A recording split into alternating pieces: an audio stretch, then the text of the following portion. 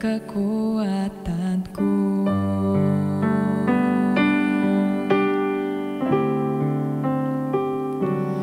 Ku tahu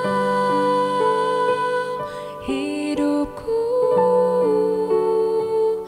adalah penyembahan. Kau ciptakanku dalam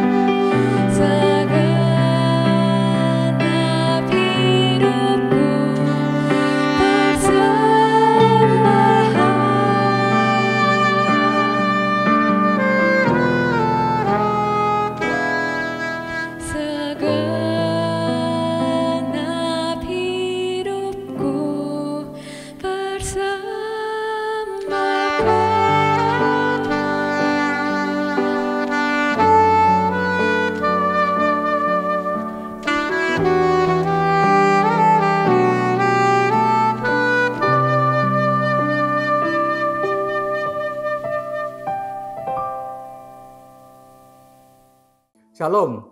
Senang sekali bisa bertemu dengan saudara-saudara kembali dalam acara KIS ini. Mari kita buka dalam doa. Allah Bapa yang di dalam surga, kami mengucap syukur dan terima kasih kalau Tuhan masih memberi kesempatan pada kami untuk mendengarkan kembali firman Tuhan. Sebab kami sungguh memerlukan firman Tuhan. Sebab kami sungguh memerlukan Tuhan berbicara kepada kami, supaya kami boleh dikuatkan, dituntun, dipimpin, dan diberkati oleh Tuhan sendiri. Berbicaralah pada kami Tuhan, bukakan akal budi kami supaya boleh mendapat pengertian yang baik dari Tuhan, dan juga hamba Tuhan dipakai oleh Tuhan supaya boleh membawakannya dengan baik. Terima kasih Tuhan, dalam nama Tuhan Yesus kami berdoa. Amin. Ya, kali ini renungan akan saya bawakan dengan judul Siapakah Yohanes Pembaptis. Saya ingin mengajak saudara membuka dulu, membaca dalam Lukas pasal 3 ayat 1 sampai dengan 3 yang begini bunyinya.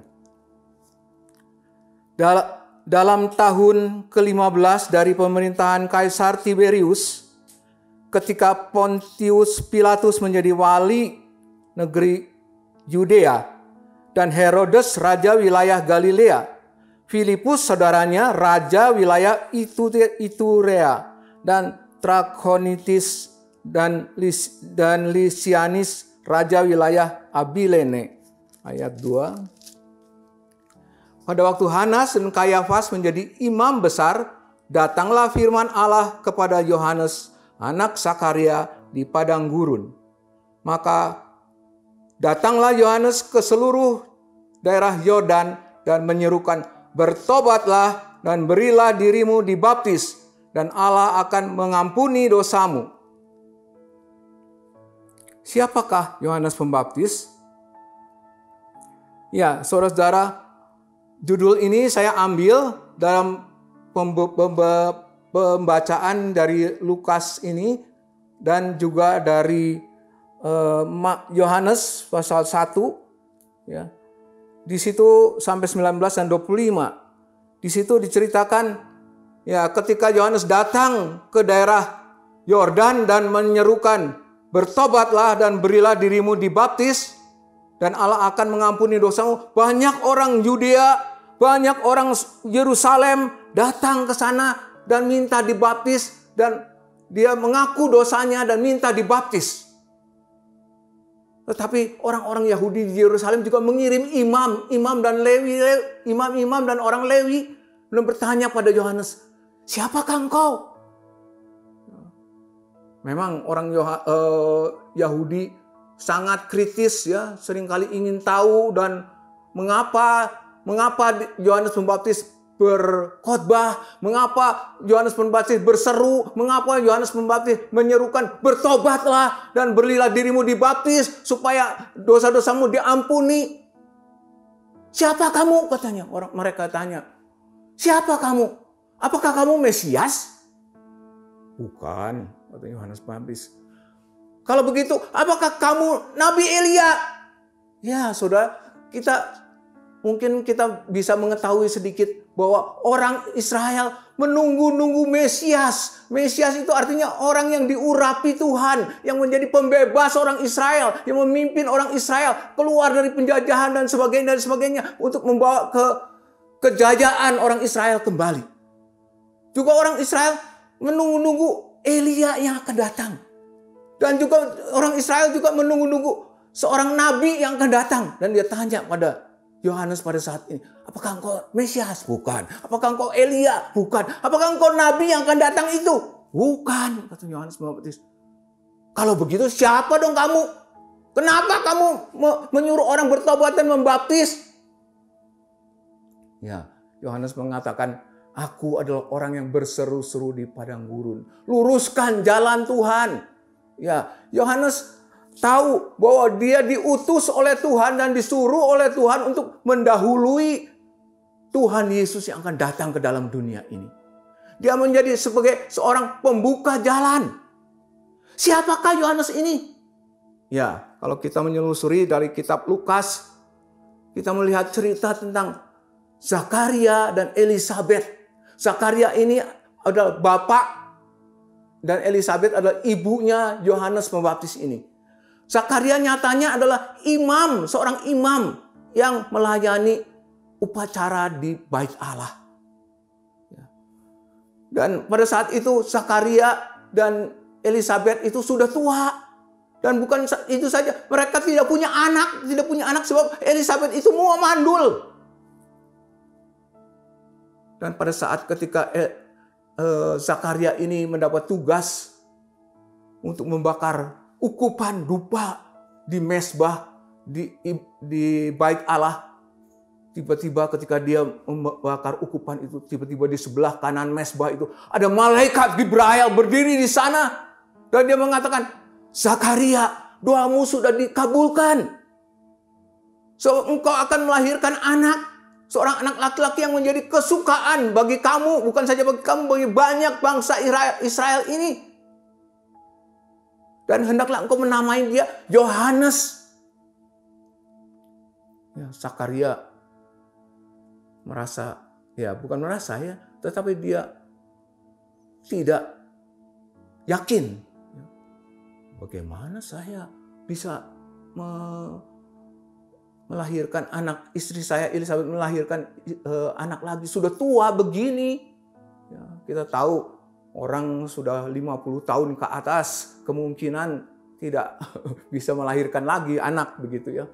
Ya, mungkin Elisabet dan Zakaria ini sudah lebih dari sekitar begitu ya.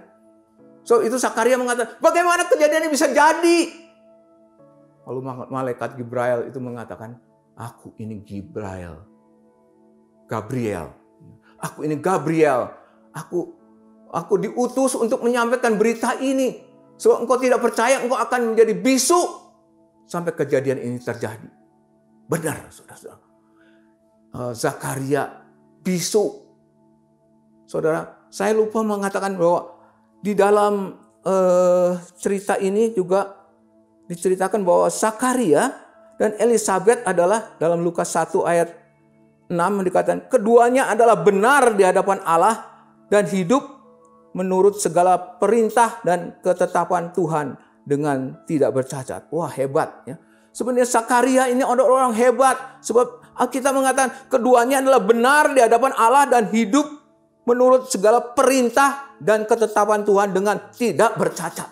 Siapa yang menyatakan Alkitab? Firman Tuhan. Ya, kadang-kadang saya juga kaget. Ya. Kita kadang-kadang mau menjalankan segala perintah Tuhan dengan tidak bercacat, kadang-kadang susah, kadang-kadang gagal. Ya. Tapi Zakaria ini keduanya di hadapan Tuhan hidup benar secara menurut segala perintah dan ketetapan Tuhan dengan tidak bercacat. Ya, jadi orang Elisabet dan Zakaria ini orang yang hebat, ya, yang menyintai Tuhan, yang melakukan perintah Tuhan, semua perintah Tuhan. So itu tidak heran Elisabet dan Zakaria dan Elisabet dipakai Tuhan untuk melahirkan Yohanes Pembaptis, orang yang disediakan, dipilih untuk membuka jalan Tuhan Yesus datang ke dalam dunia ini. Ya, itu yang mungkin kita perlu catat ya, bahwa Yohanes dilahirkan melalui Zakaria dan Elisabet, orang pilihan Allah yang sebenarnya orang yang benar yang di hadapan Tuhan, hidup menurut segala perintah dan ketetapan Tuhan. Ya, saudara-saudara, siapa Yohanes Pembaptis? Ya, Yohanes Pembaptis yang tadi dilahirkan oleh Zakaria dan Elisabet. Padahal Elisabet adalah orang perempuan yang mandul, tapi Tuhan, kalau rencana Tuhan, keinginan Tuhan akan jalan itu, Tuhan akan buka jalan semuanya. Ya.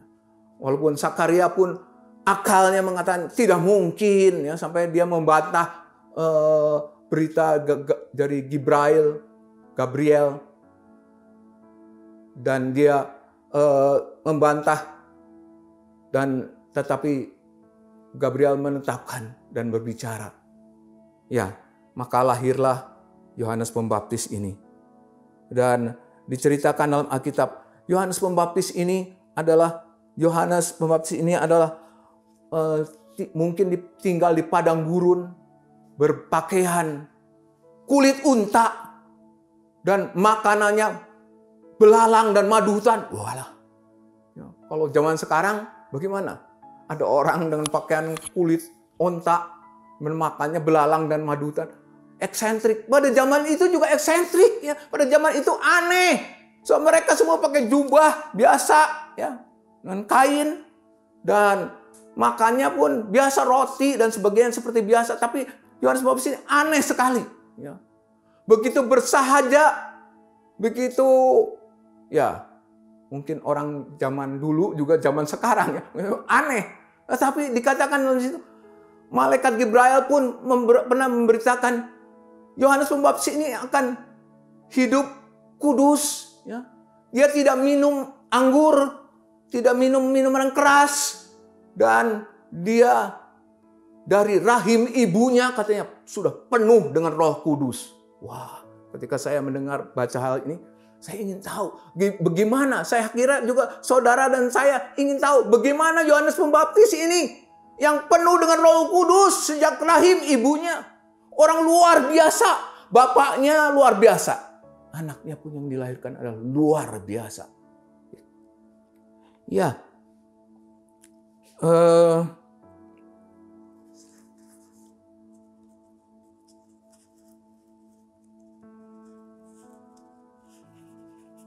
tadi dikatakan bahwa sampai Zakaria pun tidak percaya atas berita ini.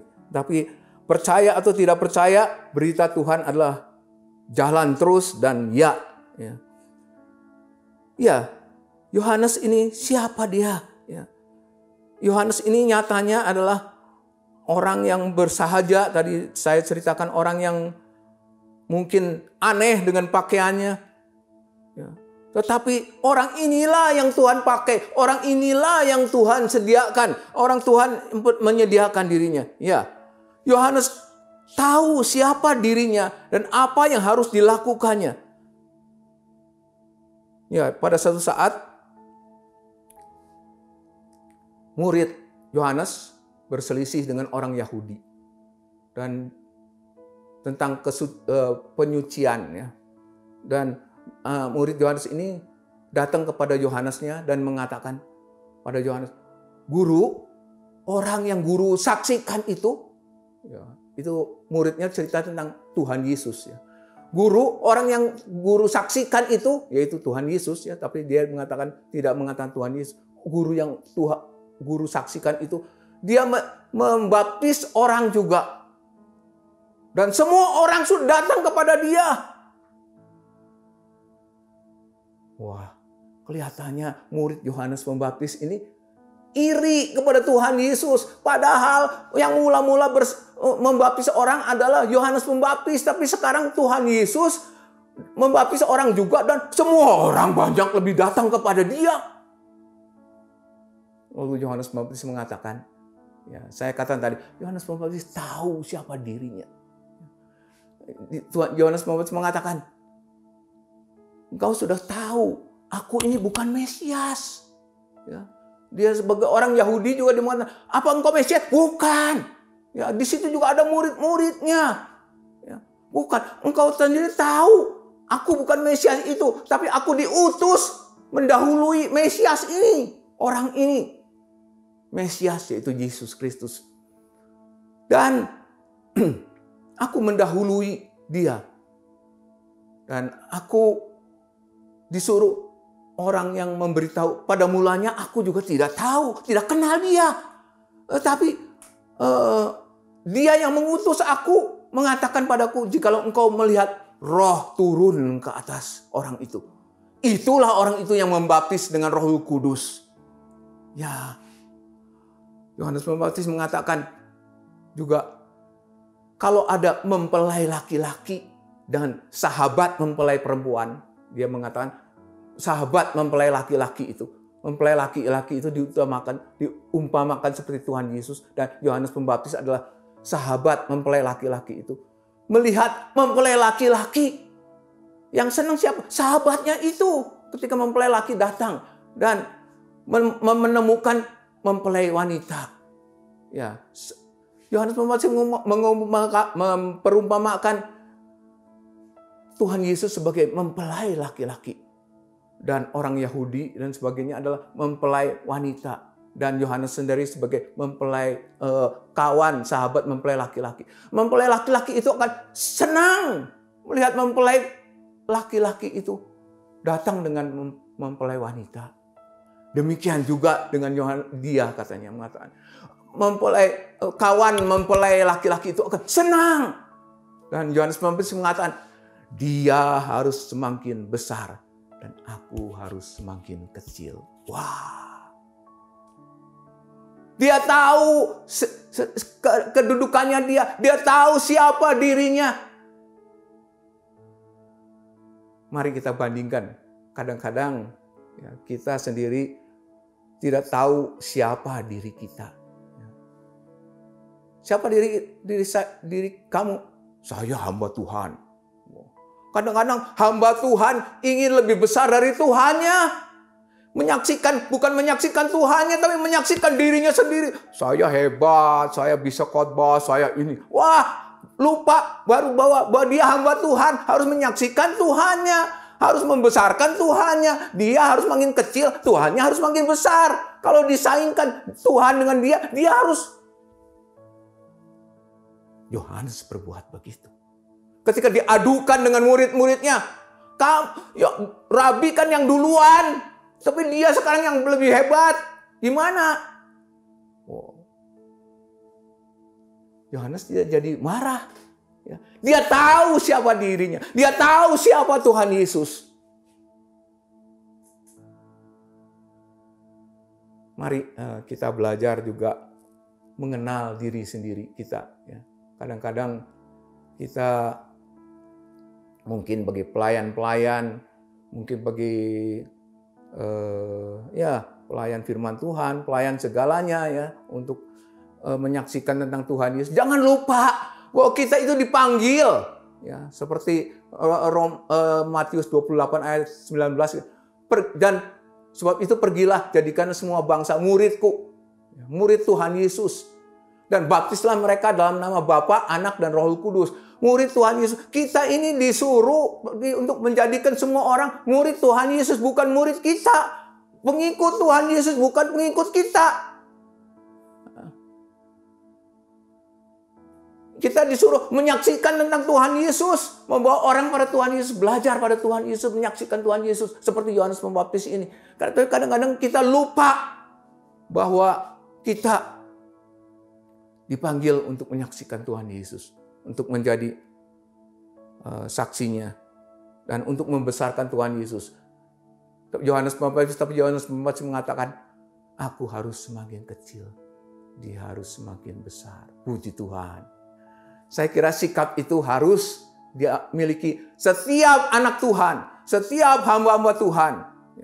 Kita dipanggil untuk menyaksikan Tuhan, untuk membesarkan Tuhan, bukan membesarkan diri kita sendiri. Ya, jangan lupa kita harus tetap rendah hati. Kata firman Tuhan, berulang kali firman Tuhan mengatakan, hendaklah engkau rendah hati. Tuhan melawan orang yang tinggi hati. Ya, tidak perlu kita menyombongkan diri kita ya. Ya.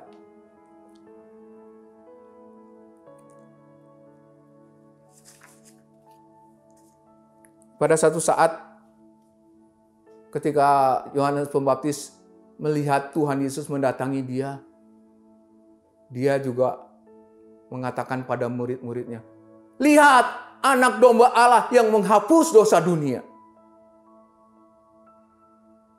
Ya. Dan akibat daripada Yohanes Pembaptis mengatakan penunjuk pada Tuhan Yesus, lihat anak domba Allah, ada dua muridnya yang mengikut kepada Tuhan Yesus. Salah satu adalah Andreas. Andreas ini yang mengikut Tuhan Yesus lalu membawa Simon Petrus. Dan dia mengatakan, lihat aku sudah menemukan Mesias itu. Dia bawa Simon Petrus. Dan lalu bawa lagi yang lain. Jadi murid Tuhan makin bertambah. Padahal murid Yohanes berkurang. Ya. Nah, ini prinsip daripada Yohanes Pembaptis boleh mulai jalan di sini. Aku makin berkurang, dia makin bertambah. Seakan-akan kadang-kadang kita punya pengikut diambil oleh Tuhan Yesus. Bukan. Kita mengambil pengikut untuk Tuhan Yesus sebenarnya.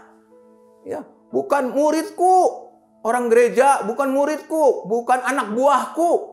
Anak buah Tuhan Yesus, milik Tuhan Yesus, untuk Tuhan Yesus. Ya, saudara-saudara, Yohanes Pembaptis menunjuk kepada Tuhan Yesus. Dan murid-muridnya, salah satunya yang ikut pada Tuhan Yesus adalah Andreas ini.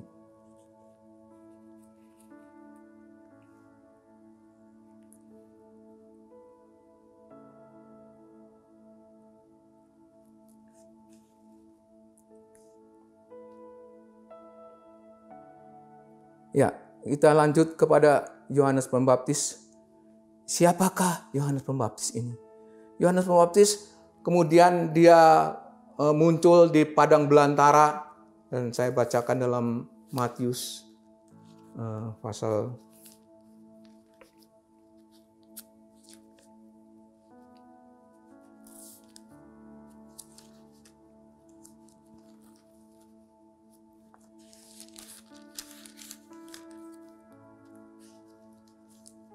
pasal 3, Matius pasal 3. Saya mulai baca ayat 5. Maka datanglah kepadanya penduduk dari Yerusalem dan seluruh Yudea dan dari seluruh daerah sekitar Yordan. Lalu sambil mengaku dosanya mereka dibaptis oleh Yohanes di sungai Yordan.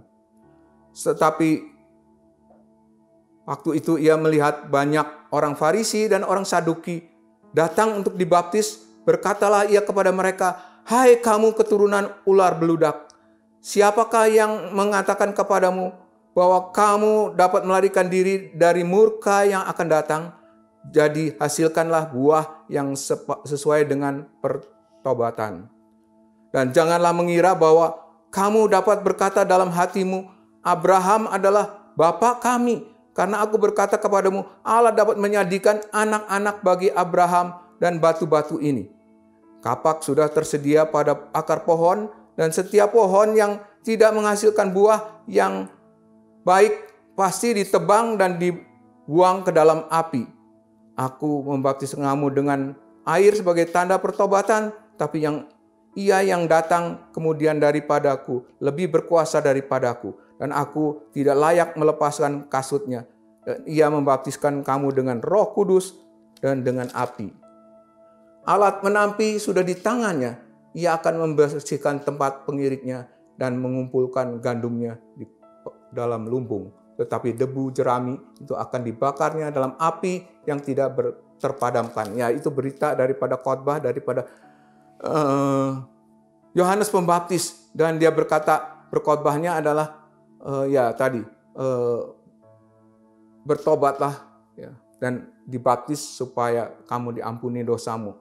Ya, diceritakan dalam cerita ini banyak orang yang mengaku dosanya lalu dibaptis oleh Yohanes Pembaptis. Tapi ketika dia melihat orang Farisi dan orang Saduki, yaitu kelompok agama, pemimpin agama Yahudi pada saat itu, ya, datang juga untuk dibaptis, malah mereka Yohanes Pembaptis menegur dengan keras, hasilkan daripadamu buah tobat, hai kamu keturunan ular beludak. Wah, itu makian yang bagi orang Yahudi berat. Ya. Ya, kalau orang Sunda makinya lain lagi. Ya, saya tidak mau menyebutkannya. Ya, hai kamu keturunan ular beludak. Tuhan Yesus juga pernah menegur orang Yahudi juga. Hai keturunan ular beludak. Kenapa kok ular beludak? Saudara tahu di Taman Eden, iblis datang sebagai rupa ular dan menipu Hawa dan Adam. Sebab itu gambaran iblis adalah ular. Dan Tuhan Yesus dan Yohanes Pembaptis mengatakan, hai kamu keturunan ular beludak, hai kamu keturunan iblis. Kalau dilangsungkannya, hai keturunan setan. Hasilkan padamu buah-buah tobat. Jangan kamu mengatakan bahwa kamu bapamu Abraham. Ya. Ini orang Israel merasa bahwa dia adalah bangsa pilihan, bangsa nomor satu. Ya. Bangsa nomor satu di pandangan Allah juga. Dia mempunyai hak istimewa dari Allah. Tapi Yohanes Pembaptis, tidak ada hak istimewa. Ya. Orang yang berdosa harus bertobat. Mungkin bisa diterapkan ke kita ya. Kadang-kadang kita orang Kristen merasa nggak perlu bertobat, apalagi sudah dari anak cucu orang Kristen ya. Kita orang baik-baik, bukan orang jahat, nggak perlu bertobat. Tapi firman Tuhan mengatakan semua orang telah berbuat dosa dan telah kehilangan kemuliaan Allah, dan upah dosa adalah maut. Kalau kita tidak bertobat, kalau kita tidak minta ampun daripada Tuhan, berbalik dari dosa, kita akan mengalami maut ini, akan dihukum oleh Tuhan. Ya, itu diceritakan di sini juga. Ya, dia mengatakan, jangan kamu mengatakan keturunan Abraham. Abraham bisa membuat dari turunannya dari batu. Tuhan dapat membuat keturunan Abraham dari batu-batu ini. Tuhan kan sudah sedia kampak di akar pohon. Pohon yang tidak menghasilkan buah yang baik, dia akan ditebang dan dibuang ke dalam dapur api. Apa ini? Bukan cerita tentang pohon buahnya baik, ya. Tapi adalah orang yang menghasilkan melakukan perbuatan-perbuatan baik. Dan orang yang tidak melakukan perbuatan-perbuatan baik, kejahatan melulu dibuatnya. Tuhan akan tebang katanya dan buang ke dapur api.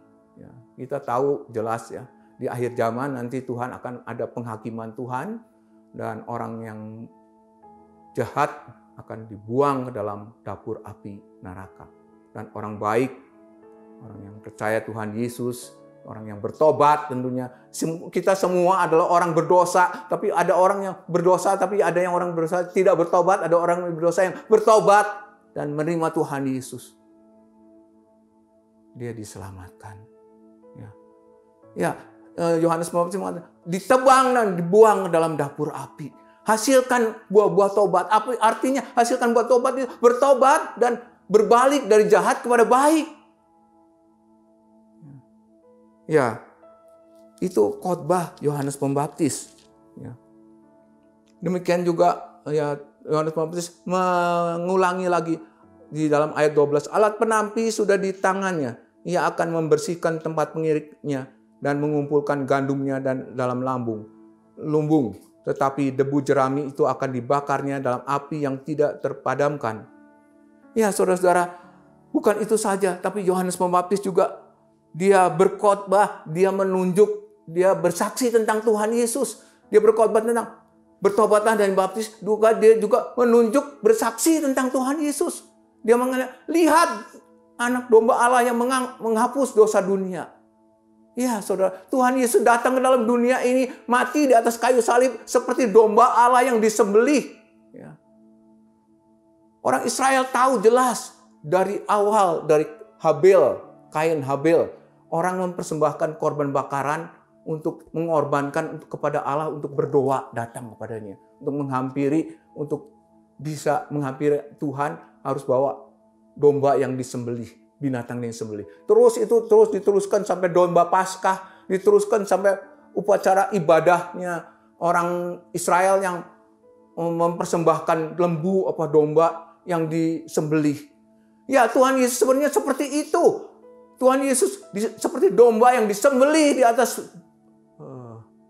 Gunung Golgota, mati disalibkan. Nabi Yesaya mengatakan dosa kita dipikulnya. Ya, bahkan di 1 Petrus 2 ayat 24. Ia sendiri telah memikul dosa kita di dalam tubuhnya, di kayu salib, supaya kita yang telah mati terhadap dosa, hidup untuk kebenaran. Tuhan Yesus telah memikul dosa kita di atas kayu salib. Supaya apa? Supaya kita tidak mati sebab dosa-dosa kita. Itu Yohanes mengatakan, lihat anak domba Allah yang menghapus dosa isi dunia. Itu maksudnya. Yang kedua adalah Yohanes Pembaptis juga menunjukkan, aku membaptis kamu dengan air, tapi Dia yang akan datang akan membaptis kamu dengan Roh Kudus. Ya, Yohanes Pembaptis hanya seperti sekedar upacara membaptis kita, memasukkan ke dalam air. Ya, malah Tuhan Yesus mengatakan, baptislah mereka dalam nama Bapa, Anak, dan Roh Kudus. Dan masukkan ke dalam air dalam Bapa, Anak, dan Roh Kudus. Artinya adalah persekutukan mereka dalam Tuhan. Persekutukan mereka dalam Bapa, Anak, dan Roh Kudus. Dan ini dinyatakan dalam baptisan Roh Kudus. Ketika Roh Kudus turun, masuk ke dalam diri orang-orang. Kita dipersatukan dengan Allah. Dengan Roh Kudus, dengan Allah.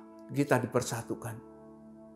Ya, ini Yohanes Pembaptis bersaksi tentang Tuhan Yesus. Bahwa dia pembaptis Roh Kudus. Mungkin kita harus bertanya, apakah saya pertama tadi sudah terima Tuhan Yesus sebagai domba Allah yang mati di atas kayu salib dan percaya pada Dia supaya kita ditebus dosa kita, diampuni dosa kita.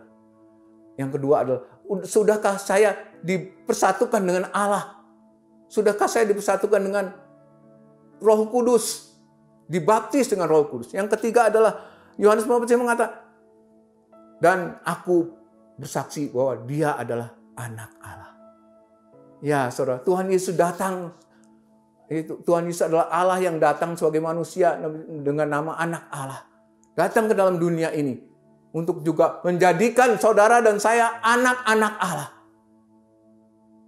Saudara, mari kita merenungkan dengan tema siapakah Yohanes Pembaptis ini. Kita mau bertanya,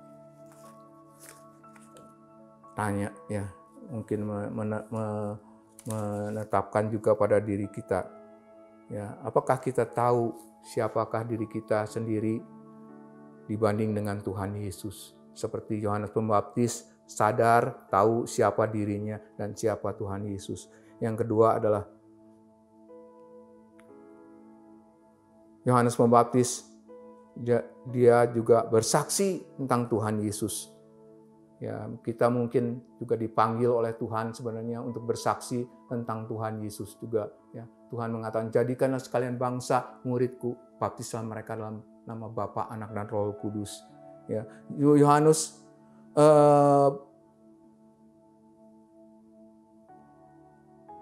juga bersaksi tentang bahwa Tuhan Yesus adalah pembaptis dengan Roh Kudus. Kita juga perlu tahu bahwa Tuhan ingin bersekutu dengan kita semua.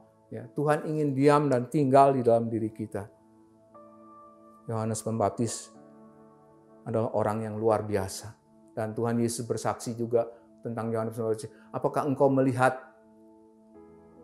di padang gurun buluh yang terkulai, ya, tertiup angin, rumput yang tertiup angin? Ya, Yohanes Pembaptis adalah orang yang berpendirian dan dia tahu siapa dirinya dan dia bisa menempatkan dirinya. Dan dia teguh berpegang sampai akhir hidupnya. So, dia bersaksi dan kita tahu bahwa akhir hidupnya Yohanes Pembaptis adalah dihukum oleh Herodes dengan dipancung kepalanya sebab dia menyaksikan Herodes berselingkuh dengan istri saudaranya Filipus, yaitu Herodias. Ya. Mari kita merenungkan firman Tuhan ini dan menerapkan dalam diri kita. Amin. Mari kita tutup renungan kita dalam doa. Saya undang saudara untuk berdoa bersama-sama. Allah Bapa yang di dalam surga, kami mengucap syukur dan terima kasih kalau kami boleh mendengarkan sebagian akan firman Tuhan. Hamba boleh mencoba menyampaikan siapakah Yohanes Pembaptis supaya kita semua anak-anak Tuhan zaman sekarang boleh meniru, boleh ikut pada jejak Yohanes Pembaptis yang ikut juga membesarkan Tuhan. Walaupun kadang-kadang kita harus merendahkan diri kita, mengecilkan diri kita supaya bisa membesarkan Tuhan. Tuhan juga menolong, mengingatkan pada kami semua dan memberi kemampuan.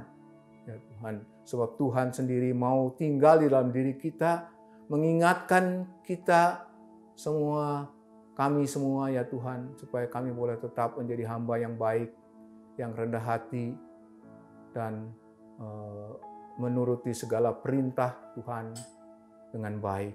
Terima kasih Tuhan. Tuhan, kami berdoa pada saat ini bagi pelayan firman Tuhan, hamba-hamba Tuhan dari GGP Shalom, supaya Tuhan melengkapi mereka, memberi mereka kerendahan hati, semangat, kekuatan, kuasa daripada Roh-Mu ya Tuhan, untuk menyaksikan Yesus Kristus, untuk memenangkan jiwa, bukan untuk membawa jiwa kepada diri kami sendiri, tapi pada Tuhan, menjadi milik Tuhan. Juga mendoakan bagi seluruh aktivis yang menopang kegiatan gereja, baik dari ketua-ketua kaum wanita dan persekutuan wanitanya, persekutuan pria dengan ketuanya, persekutuan kaum muda dengan pengurusnya, multimedia, sound system, dan semuanya ya Tuhan yang bergerak dan mendukung pelayanan GGP Shalom ini. Kiranya Tuhan memberkati mereka Tuhan. Kiranya Tuhan menguatkan mereka. Kiranya Tuhan mencukupi segala kebutuhan mereka, terutama dalam keperluan pelayanan Tuhan untuk Tuhan. Tuhan, kami berdoa juga bagi gembala jemaat kami, supaya Tuhan memberi kebijaksanaan, kasih akan domba-domba, sehingga boleh mengembalakan dan boleh mengembalakan dengan baik, dengan cinta kasih, dan juga Tuhan membukakan rahasia-rahasia firman Tuhan supaya boleh disampaikan kepada jemaat, sehingga jemaat boleh menjadi dewasa dalam iman, dalam perjalanan menuju kepada hidup kekal. Kami berdoa juga bagi pemerintahan kami Tuhan, dari presiden, para menteri, gubernur, terus sampai ke bawah ya Tuhan, wali kota, lurah, camat, RT, RW, Tuhan mau tolong memberkati mereka juga dan memberi mereka Tuhan pimpinan Tuhan, sehingga boleh mempersatukan Indonesia, bukan memecah belahkan Indonesia, sehingga boleh membawakan keadilan, kemakmuran untuk seluruh rakyat Indonesia, bukan sekelompok mereka sendiri ya Tuhan. Tuhan tolong supaya mereka disadarkan tidak egois, ada kelompok-kelompok yang egois ya Tuhan, yang ingin menang sendiri, supaya Tuhan menyadarkan bahwa kami semua sekarang adalah untuk hidup bersama dalam satu negara, bahkan untuk hidup bersama dalam satu dunia yang harus saling tolong-menolong. Tidak terpeduli suku, bangsa, negara ya Tuhan. Tuhan menolong semua kami ya Tuhan. Tuhan berkati Jokowi ya Tuhan, Presiden kami. Tuhan memberi akal budi, kebijaksanaan, dan kekuatan untuk melanjutkan pemerintahnya sampai tahun 2024. Dan Tuhan juga yang menentukan dan memberikan pemimpin gantinya yang baik, bahkan kalau boleh ada yang lebih baik ya Tuhan, yang mendirikan keadilan dan kebenaran bagi seluruh bangsa Indonesia. Bukan pilih-pilih ya Tuhan, suku atau agama. Terima kasih Tuhan, kami mohonkan ini semua dalam nama Tuhan Yesus Kristus. Haleluya, amin.